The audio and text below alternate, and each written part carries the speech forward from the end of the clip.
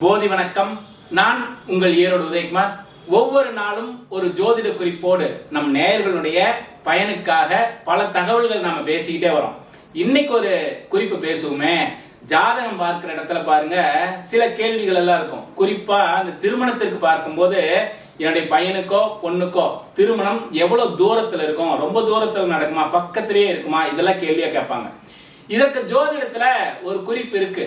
என்னன்னா, ஒருவருடைய ஜாதகத்துல லக்னத்திற்கு 7ஆம் வீட்டுக்குரிய கிரகம், இந்த கிரகம் பாவ கிரகங்களுடைய பார்வையில இருந்துட்டாலும், பாவிகளுடைய வீட்டுல 7ஆம் வீட்டுக்குரிய கிரகம் இருந்துட்டாலும் பாருங்க, தூரத்துல தான் திருமணம் அமையும். அதே போல இன்னும் ஒரு குறிப்பும் இருக்கு. இந்த ஜாதகத்துல லக்னத்திற்கு 7ஆம் வீட்டுக்குரிய கிரகம் அம்சத்துல சுபர் வீட்டுல இருந்துட்டாவோ, சுபர்களுடைய பார்வையில இருந்துட்டாவோ, அம்சத்துல ஒரு 50 கிலோமீட்டருக்குள்ளார, அவங்க இருக்கிற இடத்துல இருந்து ஒரு 50 கிலோமீட்டருக்குள்ளார திருமணம் அமையக்கூடிய வாய்ப்பு உண்டு. இதுல இன்னும் ஒரு குறிப்பும் பேசுவோம்.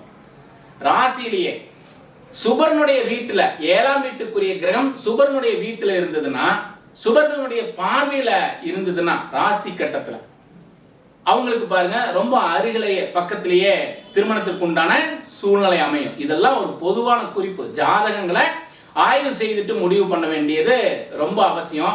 இது ஒரு பயனுள்ள தகவலா இருக்குங்கிறதுனால நம்ம இதை தொடர்ந்து பதிவா செய்யறோம். சரி, நம்முடைய ஆத்ம போதி மையத்துல கேரள சோழி பிரசன்னம், இந்த பிரசன்னத்தை வகுப்புகளா, நேரடியான வகுப்புகளா, பயிற்சி வகுப்புகள் நடத்துறோம். செய்முறை பயிற்சியோடு 3 நாள் பயிற்சி. அடிப்படை ஜோதிடம் படிச்சவங்க உயர்நிலையா இந்த பிரசன்னத்தை படிக்கிறதுக்கு ஒரு அற்புதமான வாய்ப்பு. ஆண் பெண் இருபாலரும் படிக்கிறதுக்கான சூழ்நிலை. நிச்சயம் எங்களோட தொடர்பு கொள்ளுங்க. நேரடியா உங்களோட வகுப்புல நானும் கலந்துக்கிறேன். மீண்டும் இன்னொரு காணொளியில் சந்திப்போம். போதி வணக்கம்.